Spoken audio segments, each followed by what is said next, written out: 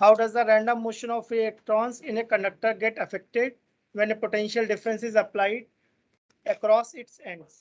Potential difference लगा, अगर potential difference नहीं लगाया तो इलेक्ट्रॉन रेस्ट पर है या मूव करते हैं? मूव करते हैं due to thermal velocity. Potential difference लगाया, इसका मतलब इलेक्ट्रिक फील्ड लगा दी क्या? तो इलेक्ट्रिक फील्ड की वजह से कौन सी वेलोसिटी आती है? Drift velocity. ये दो बातें समझ में आई? तो ड्रिफ्ट वेलोसिटी की वजह से इलेक्ट्रॉन किस डायरेक्शन में जाएगा? अलोंग इलेक्ट्रिक फील्ड या opposite to electric? Opposite to electric field. सही बात है। टुवर्ड्स लोअर पोटेंशियल या टुवर्ड्स हायर पोटेंशियल? कॉपी में देख के बता सकते हो, देखो मैंने बताया हुआ कौन से, चेक करो, चेक करो, मैंने बताया हुआ है ना। इलेक्ट्रॉन जाता है lower potential to higher potential, तो इसका आंसर क्या लिखना चाहिए? All electrons will accelerated towards higher potential. Question क्या था? पोटेंशियल डिफरेंस लगाने पे क्या होगा? जो रैंडम मोशन है वो अलाइंड हो जाएगा क्या? इसका मतलब सारे इलेक्ट्रॉन्स रैंडम मूव करेंगे या सारे इलेक्ट्रॉन भागने लगेंगे towards higher potential? Towards higher potential. इसका आंसर लिखूं?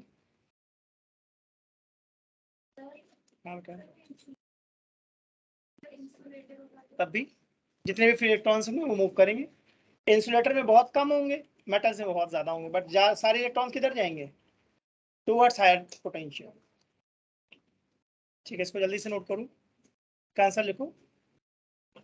On application of electric field, all electrons will accelerate towards higher potential. Bracket में लिख लो opposite to electric field.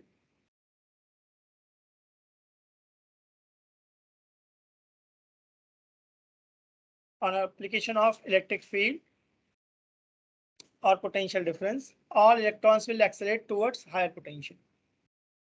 Copy में नोट करवाया है, देखो ड्रिफ्ट वेलोसिटी में मैंने बताया ही। डेरिवेशन बहुत इंपॉर्टेंट क्यों होती है? इसीलिए तो होती है, डेरिवेशन में कॉन्सेप्ट होता है।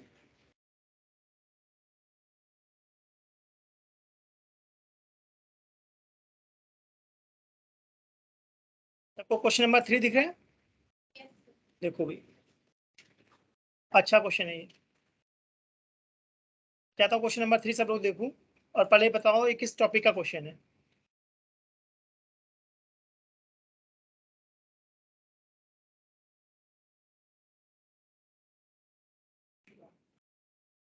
अब एसएमएस करके बताया जाएगा एग्जाम में क्या निकालना है और क्या निकालना है। क्वेश्चन में बताया नहीं क्या निकालना है।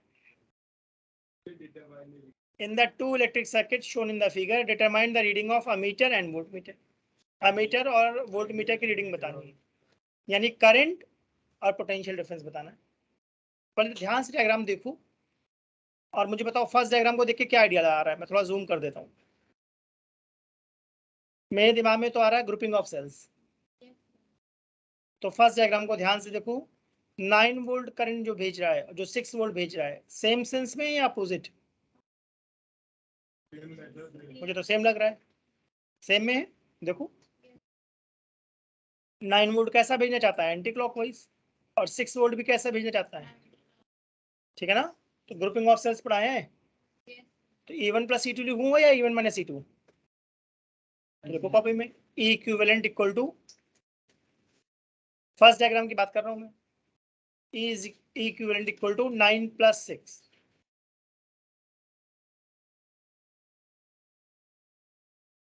अब ये बताओ स्मॉल आर इक्विवेलेंट कितना है?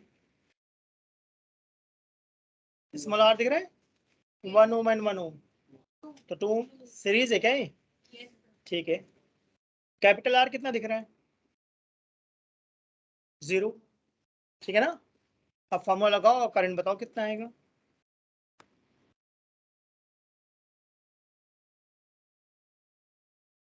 15/2 परफेक्ट है।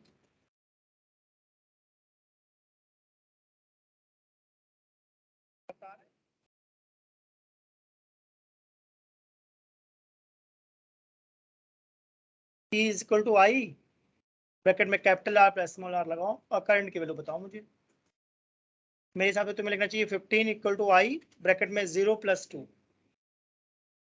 करंट आ गया।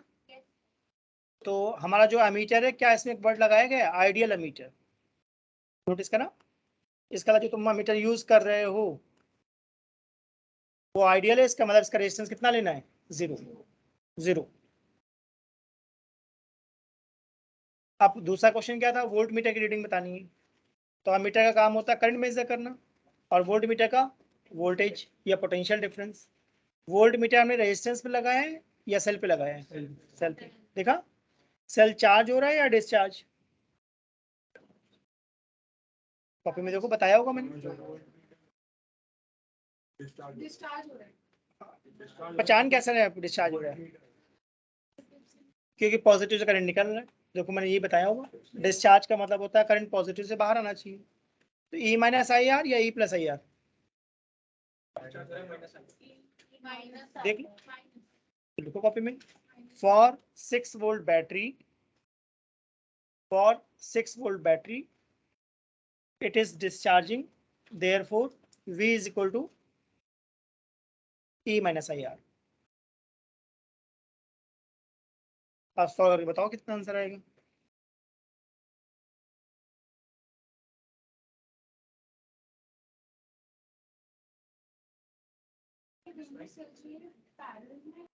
देखो कैसे मालूम पड़ेगा? मुझे तो सीरीज में लग रहे हैं दोनों सेल। पैरेलल में कब होता है? जब पॉजिटिव कनेक्शन पॉजिटिव से हो। V equal to E minus IR लगाया तुम लोगों ने? कितना आया देखो।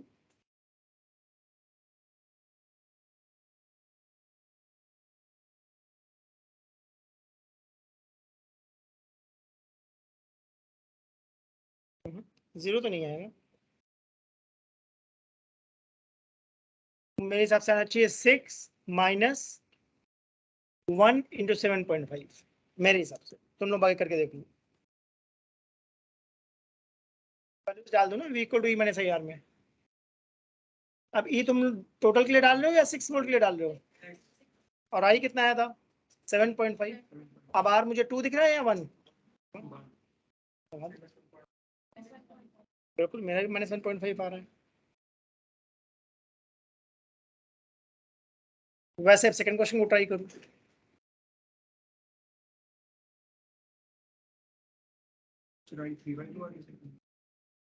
अब ऐड होंगे या सब्ट्रैक्ट होंगे? देखो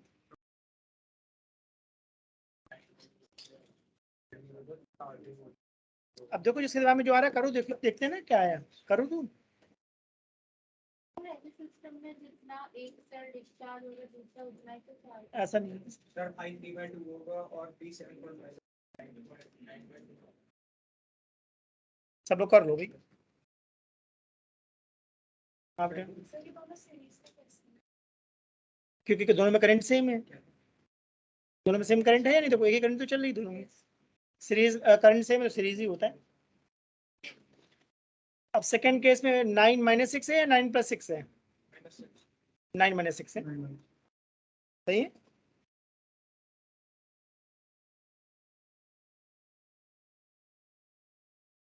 ठीक है, सॉल्व करो, देखो क्या आता है।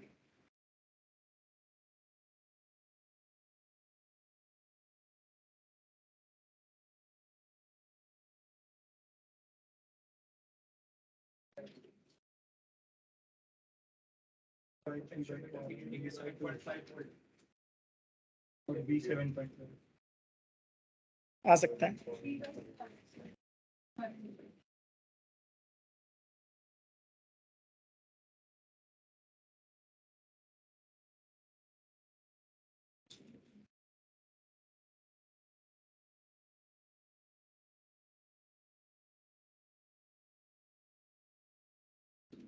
सर 7.5 होगी।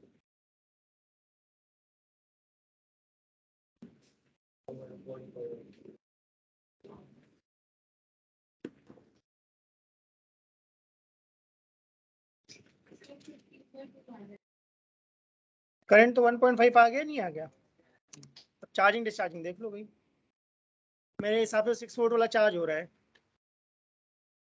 तो 7.5 आ रहा है। देख लो करके।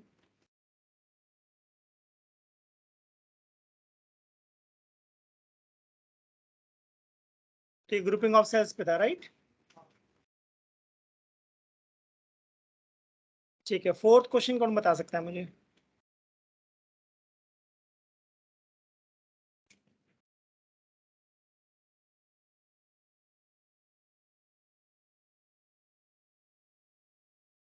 इलेक्ट्रिकल कंडक्टिविटी को कैसे डिफाइन करेंगे?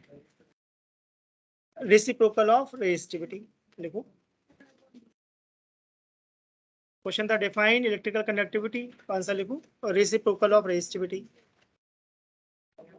एसआई यूनिट क्या है पूछे नहीं, एसआई यूनिट पूछे हैं, बताओ भाई एसआई यूनिट क्या है?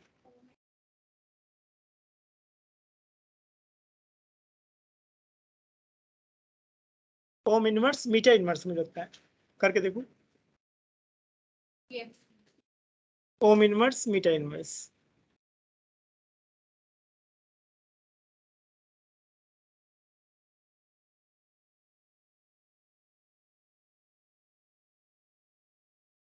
The ease through which वो वाला part तो गलत था। वो डेफिनेशन नहीं, वो तो फॉर्मूला हो गया ना।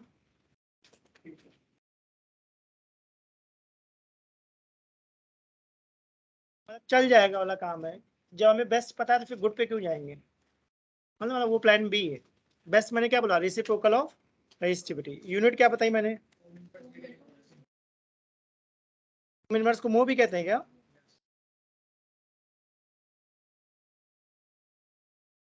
क्या मो पर मीटर कह सकता हूँ? कॉपी में देखते हो जो सब बताया हुआ है मैंने। अगर ये हो गया तो आगे बढ़े। ठीक, क्वेश्चन नंबर 8 चाहता हूँ आप तुम लोग ट्राई करो। Question number 8।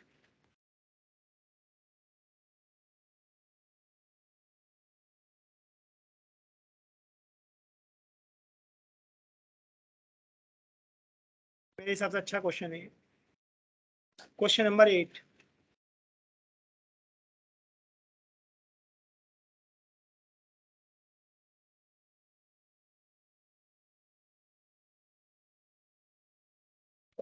बोर्ड में ऐसे कॉन्सेप्चुअल पूछते।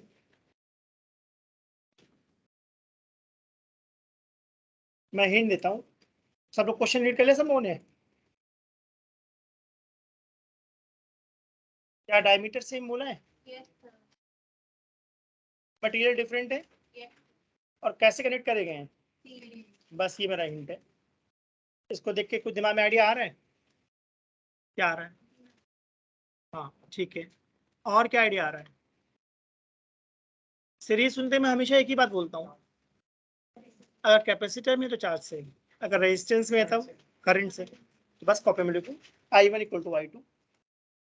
सीरीज में तो पक्का करंट सेम होगी, तो I1 is equal to I2। सही है। अब I का फॉर्मूला क्या है? V ना। तो बस लगा दो, इतना हिंट तो बहुत दे दिया।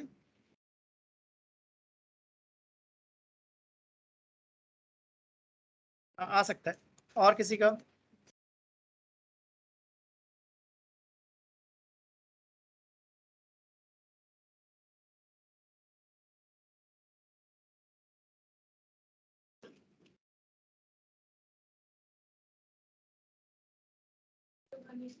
वन इज टू टू, बढ़िया। ये तो 1:2 आएगा या 2:1 आएगा, देख लो ध्यान से। वैसे मेरा 1:2 आ रहा है, तुम लोग करके देख लो। मैंने दो हिंट दिए, सीरीज सुनते ही मेरे दिमाग में क्या आ रहा है? I1 इक्वल टू I2, और दूसरा I का फॉर्मूला होता है वीना, VD small E N A small E, और ये तो सेम है, हटा दो बस, बाकी तो वैल्यूज को पुट कर दो, आ जाएगा।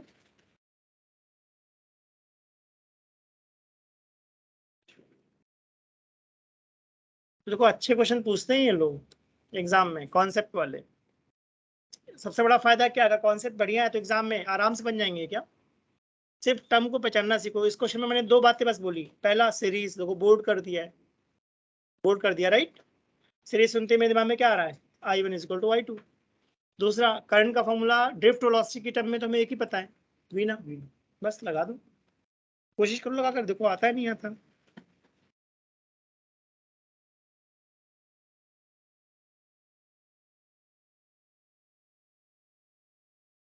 अगर ये हो गया तो आगे बढ़े।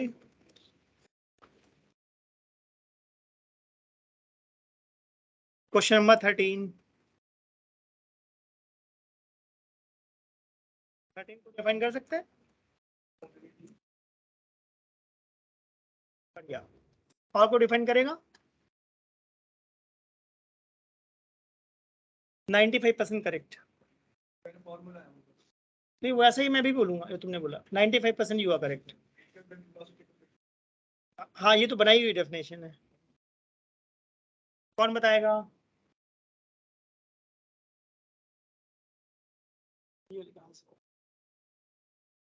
ठीक है कॉपी में लिखो, जो डेफिनेशन तुम्हें एग्जाम में लिखनी चाहिए मेरे हिसाब से।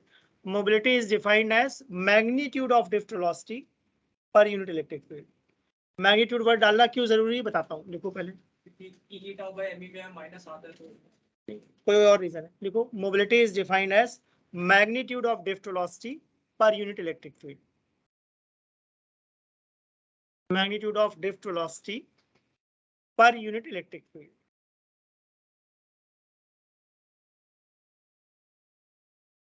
ठीक है नेक्स्ट टाइम में लिखो mu equal to V D upon E. Mu is equal to V D upon E, capital E. अब इसको तुमने वेक्टर में लिखा है या मैग्नीट्यूड में लिखा है? ये वेक्टर्स डिवाइड नहीं हो सकते, तो अगर तुमने vector V D upon vector E लिख दिया तो गलत। सभी नोटिस करा क्या बोला मैंने? वेक्टर में नहीं लिखना, मॉड में, इसीलिए मैं कहा 95% I know you are right. Magnitude word डालना इसलिए जरूरी है कि अगर नहीं डालोगे तो वेक्टर समझाया जाएगा। हाँ right the relation expression mobility in terms of tau. Small e tau by हाँ मैंने म्यू का फॉर्मूला क्या बताया, वी डी अपॉन ई। अब वी डी का भी एक फॉर्मूला बताया था, E tau by small E capital E tau by. डालो, नहीं समझ में आ रहा बुक में देखो सब बता रखा, कॉपी में देखो सब कॉपी में बता रखा, ढूंढो फटाफट। एसआई यूनिट क्या होगी? एसआई यूनिट निकालो इसकी।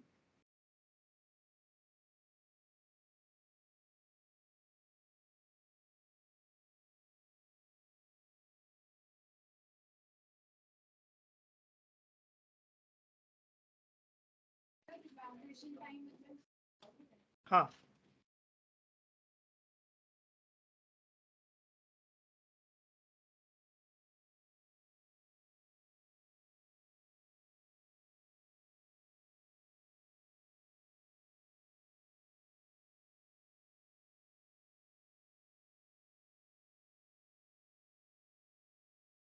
मीटर स्क्वायर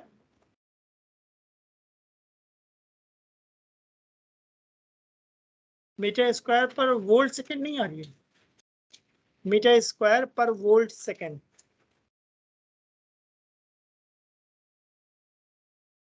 अच्छा ड्रिफ्ट वेलोसिटी की यूनिट क्या लिखी? मीटर पर सेकंड। इलेक्ट्रिक फील्ड की वोल्ट पर मीटर या न्यूटन पर कूलम, कोई भी डाल दो।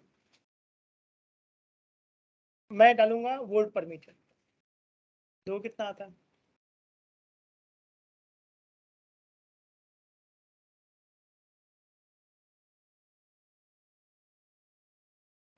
मीटर स्क्वायर पर वोल्ट सेकंड, ऐसा कुछ आया?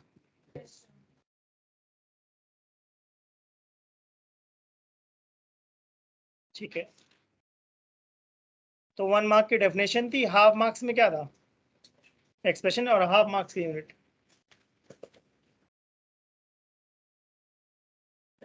21 बी पार्ट, क्वेश्चन नंबर 21 का बी पार्ट देखो भाई।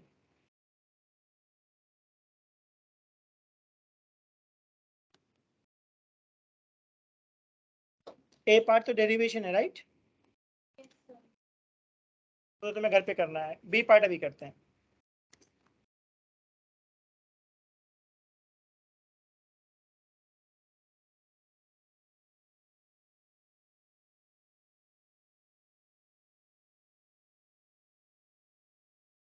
क्या क्वेश्चन में चार्ज पूछा है, कितना फ्लो हुआ है? अब एरिया निकालो। जब भी ग्राफ देखता हूँ मैं दो ही बात सोचता हूँ हमेशा, स्लोप या एरिया। तो इस ग्राफ का एरिया क्या देगा? चार्ज, तो बस एरिया निकाल दो।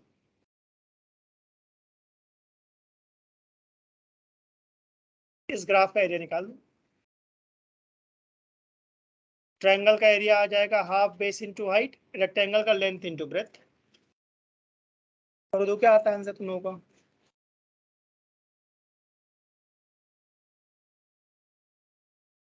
मेरा आ रहा है 12.5 एंड 25। 37.5 नहीं है ना? 7.5 मेरा 37.5 आ रहा है। अच्छा अब देख लो बेटा, मैंने तो बता दिया जो मेरा आंसर आ रहा है, तुम लोग अपना करके देख लो। मैंने आइडिया दे दिया कि भाई ग्राफ देखते ही स्लोप या एरिया सोचना है। एरिया कैसे निकालना है ये भी बता दिया। ट्रायंगल का half base into height, rectangle का लेंथ इंटू ब्रेथ। करके देखो। ट्रायंगल का लिखना चाहिए हाफ 5 इंटू 5 और रेक्टेंगल में क्या लिखूंगा 5 इंटू 5। सब डेटा लिखा हुआ ध्यान दो, ठीक है।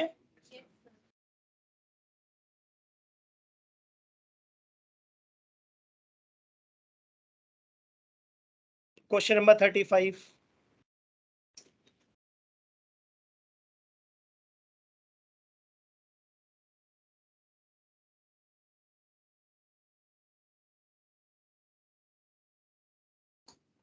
आराम से पहले क्वेश्चन रीड करो और एक बेसिक बात समझो जो मैं हमेशा कहता हूँ, ठीक है। और किसी का? ठीक है, मैं तो इसको देख रहा हूँ, क्या ये ग्राफ है? तो मैं तो ग्राफ देखते मेरे दिमाग में आइडिया आ रहा है स्लोप या एरिया। इसका एरिया क्या देगा? सोचो सोचो सोचो सोचो, इस ग्राफ का एरिया कुछ देगा या नहीं देगा? पावर है ना। इस बात को पकड़ो बेटा, जब भी मैं ग्राफ देखता हूँ मैं दो ही बात सोचता हूँ। 99% क्वेश्चन आज तक मैंने ऐसे ही सॉल्व करे सारे ग्राफ वाले, ठीक है ना। अगर फिजिक्स पकड़नी है, तुमको फिजिक्स सॉल्व करना है, तो तुमको बेसिक लॉजिक पकड़ना है कि मैं कैसे सोचता हूँ। मैंने कहा ग्राफ देखते दो ही बात सोच रहा हूँ, या तो इसमें एरिया निकालूंगा या स्लोप। मैंने सोचा एरिया निकालूंगा तो v इंटू आई तो पावर होता है, और अगर स्लोप निकालूंगा तो ये v बाई आई बनेगा या i बाई वी बनेगा, सही ना। तो कॉपी में लिखो, जल्दी से ग्राफ बनाओ, इंपॉर्टेंट क्वेश्चन है ये। पता नहीं, देखते बेटा आंसर तो आ ही जाएगा। मेरा मेन इंटेंशन क्या है, कॉन्सेप्ट सीखो मुझसे, आंसर तो आ ही जाएगा। ठीक है, तो लिखो कॉपी में slope equal to I by V. Slope हमेशा y बाई एक्स होता है, तो मैंने लिखा slope equal to I by V is equal to 1/r। इसका रट्टा लगाने की जरूरत नहीं है, ये बात है। Slope equal to I by V is equal to 1/r। इसका जिसका स्लोप ज्यादा होगा उसका रेजिस्टेंस कम होगा, ठीक है ना। हमारा क्वेश्चन क्या कह रहा था, which are the two temperature is lower. क्या है, मेटल की बात कर रहे हैं? पढ़ो तो मेटालिक बोला है ना। अगर टेम्परेचर कम है तो रेजिस्टेंस कम होना चाहिए, रेजिस्टेंस कम होना चाहिए तो स्लोप ज्यादा होना चाहिए। तो इसका आंसर क्या होगा T1। अब तुम लोग देख लो तुम लोग क्या आ रहा था, मेरा T1 आ रहा है, देख लो भाई तुम लोग। क्वेश्चन में जो पूछा वो बताना है। क्वेश्चन में क्या पूछा है, कौन सा लोअर है और क्यों, रीजन बताया। दोबारा बोलता हूँ, जब भी ग्राफ आया, देखो इसके ऊपर भी ग्राफ आया था तब भी मैंने क्या बोला था, स्लोप या एरिया। फिर से मैं वही बात बोल रहा हूँ, इस ग्राफ का स्लोप होगा y axis upon x axis. तो यहाँ वाई की जगह क्या लिखा हुआ है आई, और एक्स क्या लिखा है वी। तो मैंने लिखा स्लोप इक्वल टू, देखो नीचे लिखा भी है मैंने आंसर में, slope equal to I by V. अब ओम्स लॉ से आई बाई वी को क्या कहूंगा 1/r। अब मैंने क्वेश्चन पढ़ा, पहले तो मैंने ये कॉन्सेप्ट सीख सोचा बेसिक बात, अब मैंने क्वेश्चन पढ़ा, क्या हमें लोअर टेम्परेचर चाहिए। क्वेश्चन में बोला है which of the two temperature is lower, मतलब हम किसको देख रहे हैं, लोअर वाले को। जिसका टेम्परेचर कम होगा उसका रेजिस्टेंस कम होगा, ठीक है ना। अब इस बात को देखो, जिसका रेजिस्टेंस कम होगा उसका स्लोप ज्यादा होगा। स्लोप का मतलब एंगल करना चाह रहा हूँ tan थीटा। तो किसका एंगल ज्यादा दिख रहा है, T2 का या T1 का? तो आंसर आ गया T1। तो बताता कैसी वायर है, 99% चांस है कि मेटालिक होगी। मान लो ये बोल देता सेमीकंडक्टर है तो फिर उल्टा आ जाता आंसर।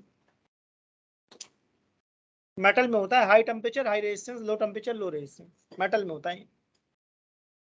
और मैं कहता नहीं कि अच्छे क्वेश्चन पूछते हैं ये लोग, कॉन्सेप्ट वाले, रट्टा वाले नहीं पूछते। फिजिक्स का पेपर बढ़िया आता है कॉन्सेप्ट वाला। अगर कॉन्सेप्ट बढ़िया है तो तुमसे एग्जाम में क्वेश्चन बनता चला जाएगा। अगर ये क्लियर हो तो आगे बढ़े। क्वेश्चन नंबर 37 देखो तुम लोग।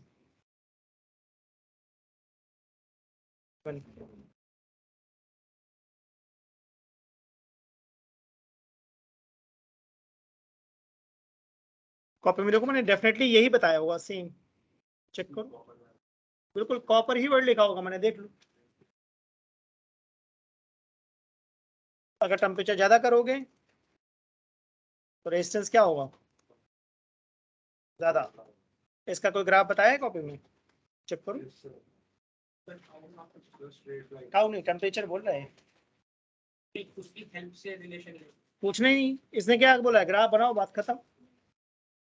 क्वेश्चन में पूछा है वेरिएशन दिखाओ तो बस बनाओ, काम खत्म।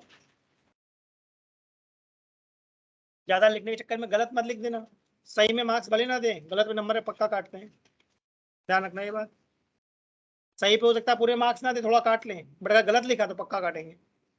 एग्जाम में जो पूछे बस वही लिखना है, जो पूछे वही लिखना है। इसने क्या पूछा है, show variation of resistivity of copper as function of temperature. Show करना है मतलब ग्राफ बनाना है, बस ग्राफ बना दो। नहीं आता कॉपी में देखो, मैंने बताया, मैंने कॉपर का बताया है, सेमीकंडक्टर का बताया हुआ है, एलॉयस का बताया हुआ है।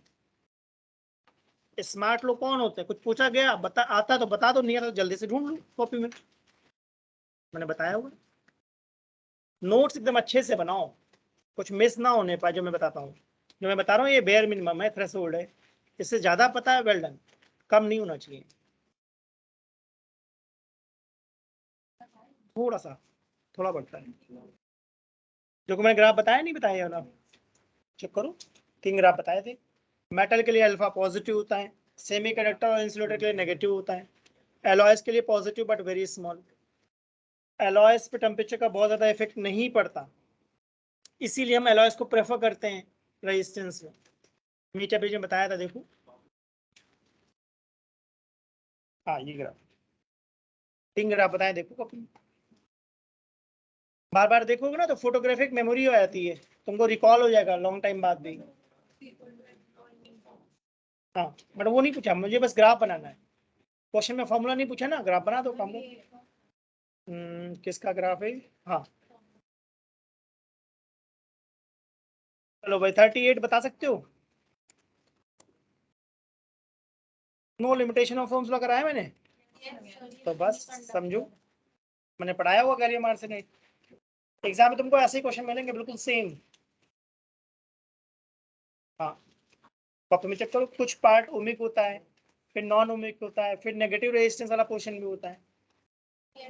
अपनी कॉपी में देखो भाई, चैप्टर कंप्लीट हो गया, अब आज तो प्रैक्टिस करवा रहा हूँ मैं। कॉपी में ढूंढो बेटा, कॉपी में नहीं मिल रहा बुक में देखो।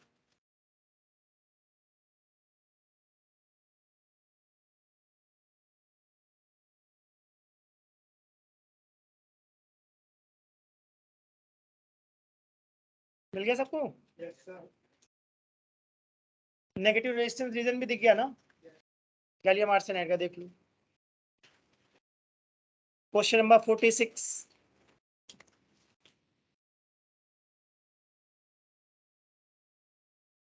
मेरे हिसाब से तो इंटरेस्टिंग क्वेश्चन है ये।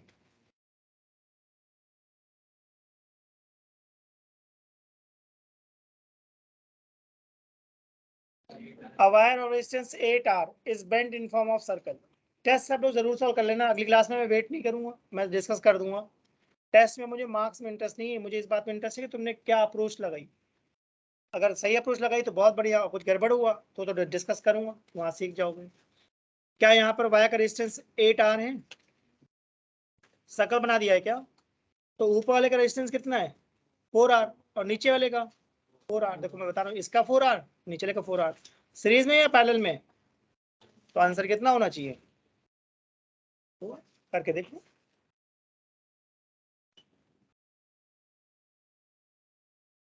मैं बाबा बोल रहा हूँ भाई, रट्टा वाली फिजिक्स नहीं पूछते हैं एग्जाम में, कॉन्सेप्ट पूछते हैं।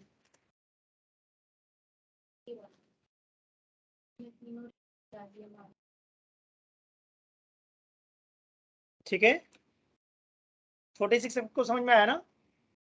चलो 47 देखो, ये भी इजी क्वेश्चन है मेरे हिसाब से।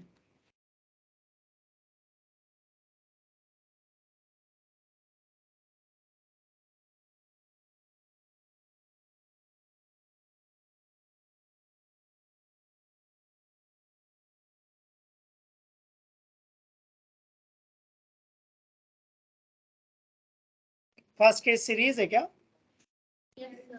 तो 2R हो जाएगा, सेकेंड केस कैसा है? तो r/2, तो रेशियो क्या आ गया? मुझे लगता है 4:1 है। करके देखो, देख लो भाई करके सब लोग, जिसको डाउट आ रहा है।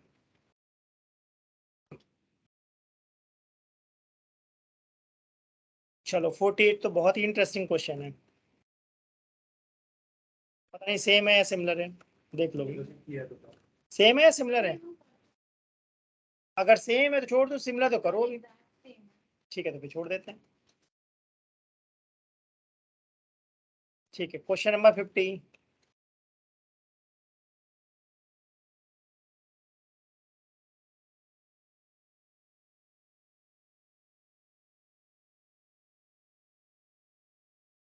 सब लोग देखो, आराम से क्वेश्चन रीड करो, फिर डिस्कस करते हैं क्या करना है।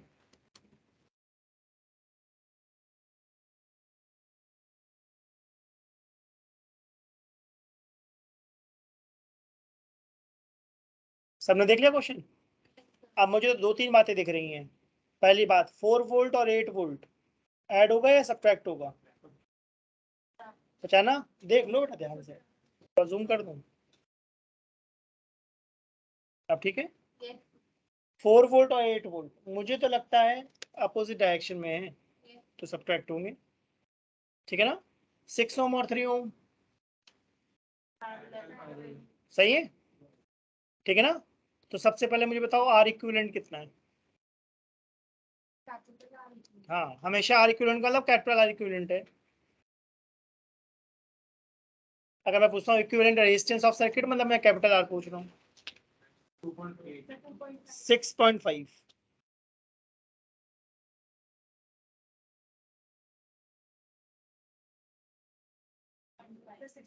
देख लो भाई, कैपिटल आर इक्विवेलेंट में ये 0.5 ओम और 1 ओम कंसीडर नहीं होगा, वो तो इंटरनल रेजिस्टेंस है। सही है।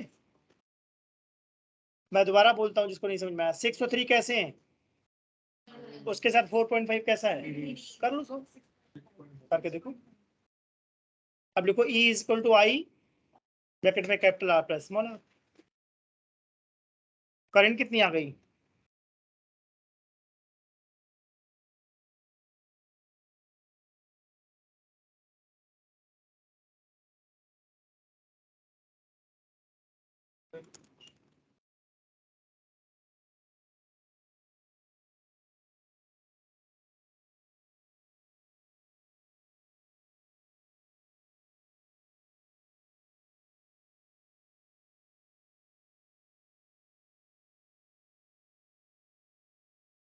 तो 1/2। हाँ, मेरा भी 1/2 आ रहा है, करके देख लो भाई सब लोग।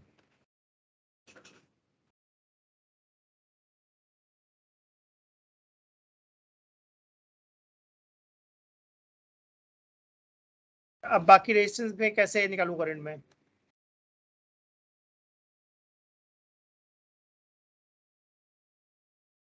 किरचॉफ तो लास्ट ऑप्शन होता है। 3 ओम और 6 ओम कैसे हैं पैरेलल में? पहले सुनते मेरे दिमाग में क्या आता है?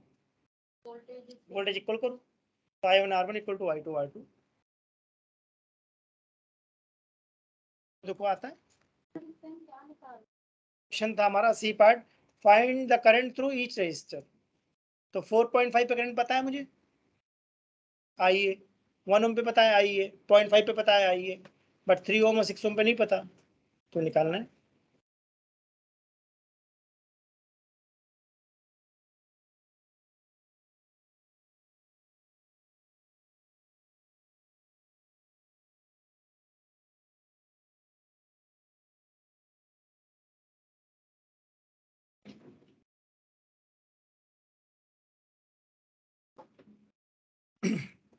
थ्री ओम में कितनी है?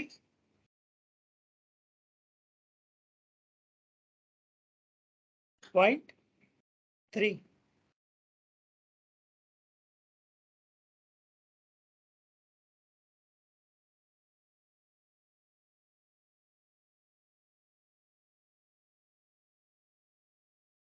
हाँ ठीक है।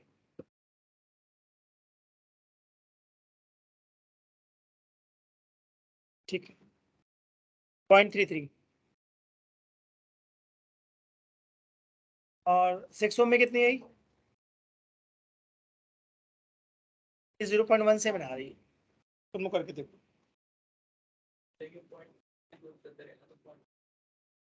हाँ ठीक है, 0.3 या 0.33 एक ही बात है, 0.3 भी सही है। 0.3 और 0.2 कह रहे हो ना? Yes, sir. ठीक है, सही।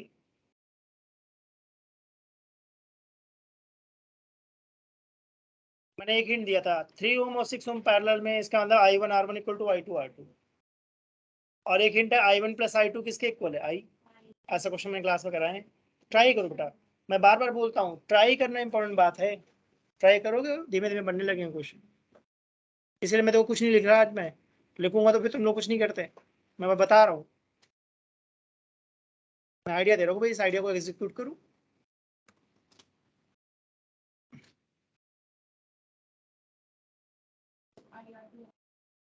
बिल्कुल, वो पता है तो बहुत ही बढ़िया।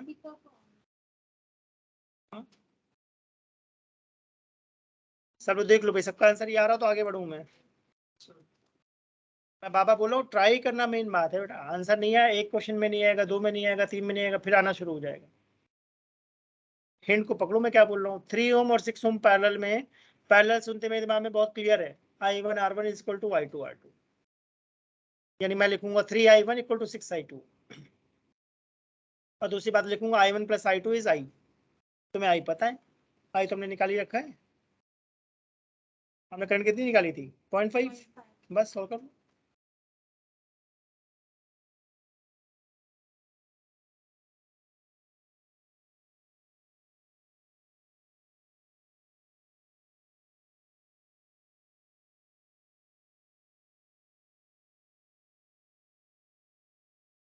ध्यान दिया मैंने, 1 मार्क के क्वेश्चन को 3 मार्क का बना दिया, राइट? Yes, 3 पार्ट बना दिया उसने।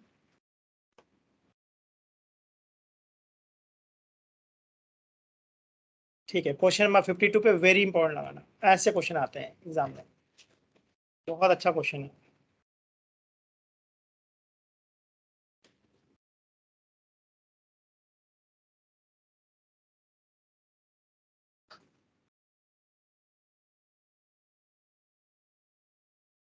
पहले मैं चाहता हूँ लोग क्वेश्चन ध्यान से देखो।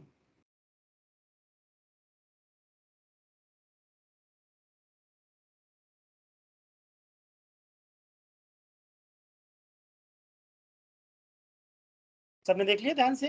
yes. अब बताओ, कोई सीरीज या पैरेलल दिख रहा है?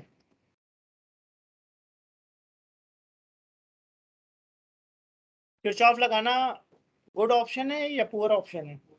Poor option. किरचॉफ तो तब लगाता हूँ जब सीरीज पैरेलल ना पता चले, मजबूरी में। किरचॉफ तो बहुत बड़ा होता है, टाइम लगता है सोल्व करने में। तो मैं चाहता हूँ इस सर्किट को ध्यान से देखो और बताओ कोई सीरीज पैरेलल समझ में आ रहा है? R1 R2 सीरीज में नहीं है। या तो दो रेजिस्टेंस सीरीज में होते हैं, या दो रेजिस्टेंस पैरेलल में होते हैं, या फिर नन। ऐसी भी पॉसिबिलिटी होती है, neither in series nor in parallel. For example R1 and R2 are neither in series nor in parallel. चलो फिर से ट्राई करते हैं, और लोग ट्राई करो, बताओ। R3 R4 and R2 are in parallel. देखो ध्यान से, थोड़ा केयरफुली देखो। करंट डिफरेंट वाला भी इंपॉर्टेंट बात नहीं है। 1 to 1 वाला तरीका सिखाया है, Yes, sir. लगा के देखो पैरेलल में आता है या नहीं आता। विद प्रैक्टिस तुमको देखते ही समझ में आना शुरू हो जाएगा, शुरू में नहीं आता।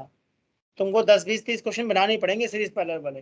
With practice you will recognise whether they are in series और इन पैरेलल, बट प्रैक्टिस ही है उसके लिए। विद टाइम एंड प्रैक्टिस देखते ही आइडिया लगना शुरू हो जाता है। जैसे मुझे देखते ही लग रहा है R3 R4 and R2 are in series तो सॉरी आर इन पैरेलल। तो सॉल्व करूं, R2 R3 R4 को पैरेलल में करो, बताओ कितना आ गया? 6 ओम आ रहा है। टोटल आर इक्विवेलेंट 6 आ रहा है, 10 आ रहा है ना? करके देख लो।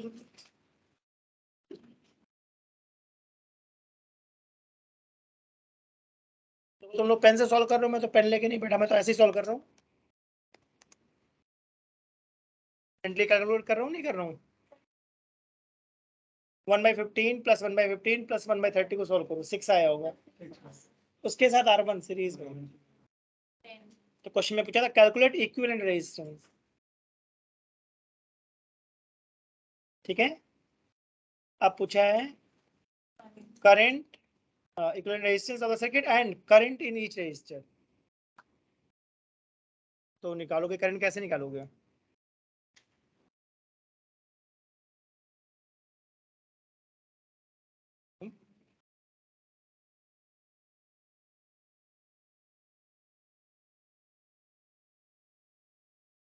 पहले करंट कितनी निकलेगी ये बता सकता है कोई? I1 कितनी होगी?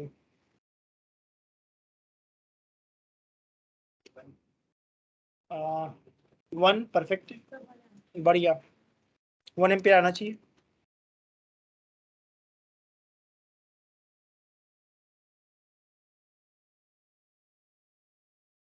वन एम्पियर निकाला कैसे हम लोगों ने? E is equal to I R plus are.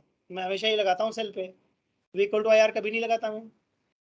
Notice करा, मैं हमेशा सेल पे क्या लगाता हूँ? E is equal to I capital R plus small R, कभी गलत नहीं होगा। अगर V is equal to I R की प्रैक्टिस करोगे तो उसमें प्रॉब्लम आ जाएगी जब इंटरनल रेजिस्टेंस होगा। तो बेटर चॉइस क्या है?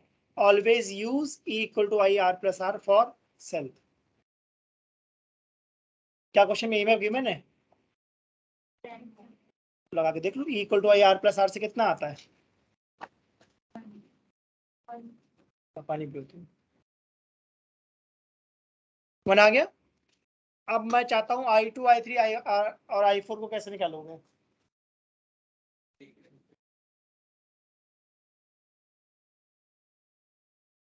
ठीक है, वो थोड़ा सा लंबा तरीका है। और किसी दिमाग में कुछ आ रहा हो बताओ। जो अच्छा तुम कर रहे हो दैट इज ऑल्सो गुड, मतलब ठीक है, मुझे गड़बड़ नहीं लग रहा, सही तरीका है वो। मैं और छोटा तरीका जानना चाहता हूँ, और छोटा तरीका। सर वो आपने बताया था कि रेशियो लेकर कोई रेसिप्रोकल, वो भी लंबा तरीका है, और छोटा तरीका, बहुत ही छोटा तरीका बताऊंगा मैं तो मेंटली कैसे कर रहा हूँ, देखो मैं पेन थोड़ी नहीं उठा रहा हूँ, मैं तो देख के आंसर बता दूंगा। मैं बस ये जानना चाहता हूँ क्या R2, R3, R4। सर हम तीन रजिस्टर हैं तो रिप्लेस करके आर के वैल्यू जो निकाल चुके हैं वो कर देंगे, तो ये दोनों तो सीरीज में, तो इनके करंट तो सेम ही रहेंगे क्योंकि उसका आर के वैल्यू और इसका ये, तो और ये सारे पोटेंशियल और ये सारे पैरेलल में हो जाएंगे, पोटेंशियल सेम रहेगी और करंट भी सेम रहेगी। करंट से मिलेगी। नहीं करंट फिर उससे निकाल लेंगे ना। अच्छा मैं बोलता हूँ सब सुनना ध्यान से, मैं सही बोल रहा हूँ। हो जाएगा ना, परफेक्ट, उससे निकाल सकते हैं। परफेक्ट उसी से आएगा। देखो मैं कैसे करूंगा सॉल्व, सब तो ध्यान सुनो। I1 में किसी को प्रॉब्लम है या नहीं है? I1 तक बात समझ में आ गई ना? ठीक है। अब ये बताओ R2, R3, R4 का नेट कितना आया था? 6। मुझे तो एक रेजिस्टेंस दिख रहा है 6 ओम का। नोटिस करा, कॉपी में लिखो V234 equal to I into R234। V234 is equal to I into R234। 234 समझ पा रहे हो क्या बोलो चाह रहा हूँ? इक्विवेलेंट। तो क्या हमें R234 पता है? डाल दो 6। क्या हमें I पता है? कितना था? 1। तो वोल्टेज आ गया। ये किसका वोल्टेज है? और इक्विवेलेंट का। क्या ये वोल्टेज मैं R2 को कह सकता हूँ? क्या मैं इस वोल्टेज को R4 का वोल्टेज कह सकता हूँ? R3 का भी कह सकता हूँ। अब ट्राई करूँ, V इक्वल टू आर लगाओ। रजिस्टर पे मैं हमेशा V इक्वल टू आर लगाता हूँ। तो R2 पे कितनी करंट है?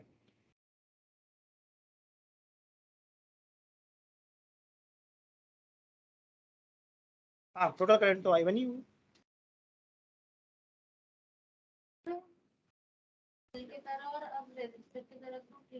नहीं, हमने जब हमने E equal to I R plus R लिखा था तो देखो बेटा यहाँ पर ये बैटरी लगी हुई है क्या, है ना? अब जो मैं सोल्व कर रहा हूँ R2, R3, R4, ये बैटरी नहीं तो रजिस्टर है, तो आई आर लगाऊंगा। चेक करो 6/15 आता है तुम लोगों का, 0.4 है ना? और R3 पर सेम करके देख लो भाई। और R4 पे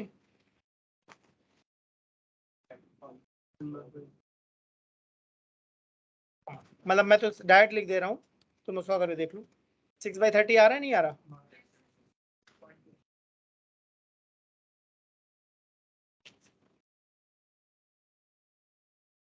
अच्छा क्वेश्चन है मेरे हिसाब से।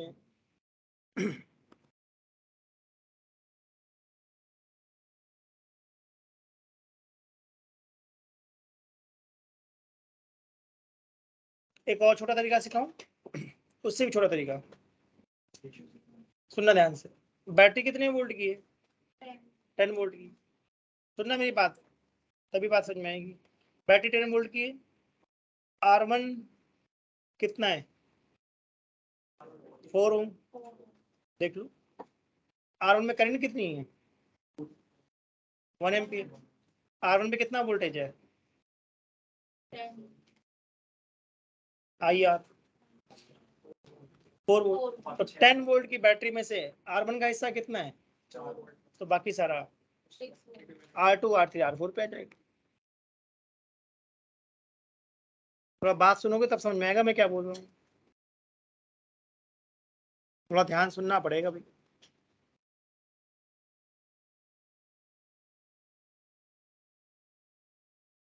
ठीक है, क्वेश्चन नंबर 65।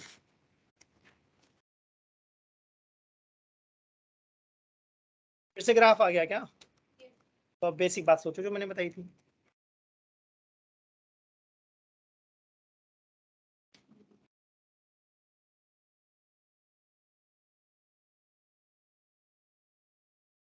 आंसर नहीं बोलना, बस सोचो, मैं बात करूंगा इसमें। अभी मैं चाहता हूँ कि तुम लोग ट्राई कर लो एक बार।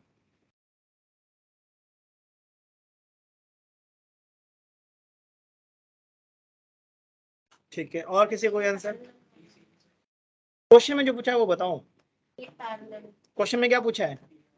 तो बस क्वेश्चन का आंसर बताओ। तो तुम लोग हिसाब से आंसर ये है, राइट? चलो देखते हैं मेरे दिमाग में क्या, तुम लोग दिमाग में क्या आ रहा है बताओ भी। स्लोप, ग्राफ देखते हैं, स्लोप या एरिया। तो इस ग्राफ का स्लोप क्या होगा? स्लोप होगा v बाई आई। तो हमेशा मैंने क्या बोला, y बाई एक्स होता है, इक्वल टू r, है ना?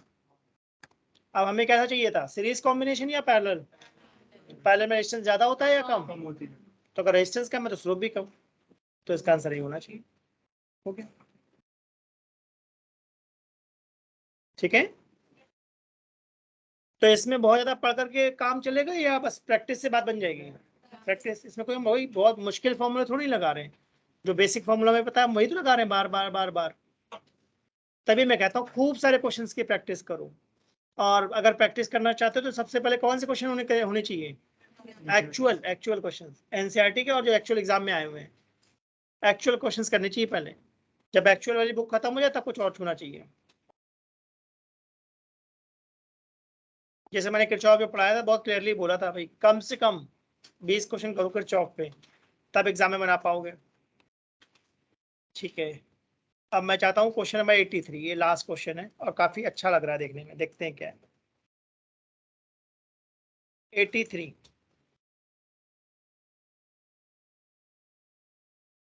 सॉल्व नहीं करना, बस पढ़ ध्यान से देखो, दिमाग में क्या रहा है वो बताओ, मुझे आइडिया बताओ क्या चल रहा है दिमाग में। In the given circuit assuming put point A to B at zero potential, A का पोटेंशियल कितना बोल दिया गया है? Use Kirchhoff rules to determine the potential at B. ठीक है, Kirchhoff between two points, right? अब ये क्वेश्चन मैं बिना पेन उठाए सॉल्व कर दूंगा, इसलिए मैं चाहता हूँ देखो ध्यान से। करंट फ्लो होगा, हो तो रहा है 1 एम्पियर 2 एम्पियर करंट तो फ्लो हो रहा है। पहले आराम से क्वेश्चन रीड करो, जिसके दिमाग में जो बात आ रही बोलो, डिस्कस करना सीखो मेरे साथ। पोटेंशियल सिर्फ बी वाला जो बैटरी से आ रहा है। हाँ, वो हमारा पर्पस ही नहीं बैठ, जैसे मैं किरचॉफ लगाता हूँ मैं कुछ भी नहीं सोचता, सीधा उठाओ किरचॉफ लगाओ, काम खत्म। ठीक,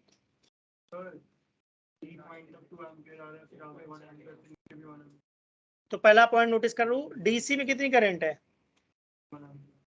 1 एम्पियर, यानी किरचॉफ फर्स्ट लॉ लगाया है क्या मैंने? डीसी दिखा, देख लो भाई सब लोग, डीसी दिख गया ना? डीसी में 1 एम्पियर, बहुत अच्छा क्वेश्चन लगता है मुझे ये। अब बहुत ध्यान से देखना, अगर तुमने पाथ फॉलो करा, ध्यान सुनना, AR122 वोल्ट भी दिख रहा है, ऊपर वाला पाथ कह रहा हूँ। तो बच जाएंगे या फंस जाएंगे? फंस जाएंगे, आर अननोन है, सोच लो।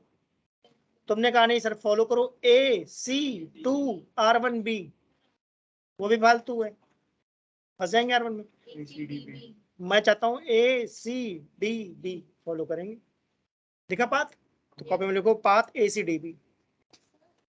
जीरो पोटेंशियल मतलब करंट पोटेंशियल की वजह से फ्लो होती है या पोटेंशियल डिफरेंस? वो तो पोटेंशियल है। मैंने बोला ACDB लिखो, राइट। लिख लिया सबने कॉपी में? आप लिखो VA, जहां से स्टार्ट करते मैंने क्लियरली बोला था उसका नाम लिखते हैं VA। अब आगे लिखूंगा 1 +1, सही बोला +1। अब C2D लिखूंगा 2 × 1 प्लस में, देख लो C2D ठीक बोला मैंने, 2 × 1 बोला मैंने प्लस में, देख लो।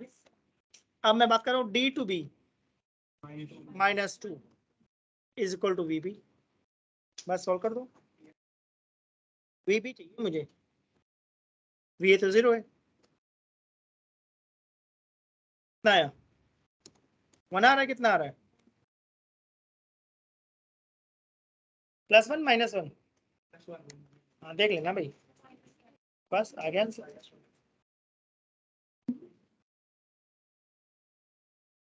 अप्लाई करो भाई, मैंने तो पढ़ा दिया जो पढ़ाना था।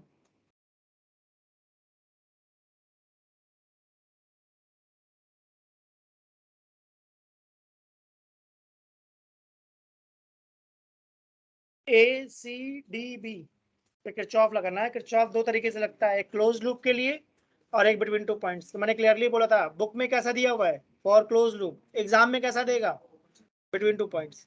Between two points, open circuit नहीं बोलेंगे उसको, बोलेंगे बिटवीन टू पॉइंट्स।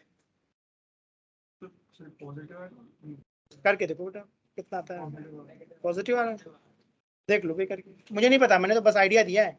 अब माइनस प्लस देख लो तुम लोग। मैं फिर से बोलता हूँ, VA +1 +2 × 1 -2 = VB, तो प्लस बनाएगा, ठीक है, तो +1 डाल देता हूँ। ठीक है, ठीक है, तो मॉडल में सारे क्वेश्चंस दिए हुए हैं लास्ट में, राइट, पता ना सबको? तो घर पे जाके सॉल्व करो इसको। अगली क्लास में तुम्हारा डाउट क्लास है बेटा, और पेपर डिस्कस करेंगे वाला, ठीक है सर। पेपर से 2 अटेम्प्ट कर लेना।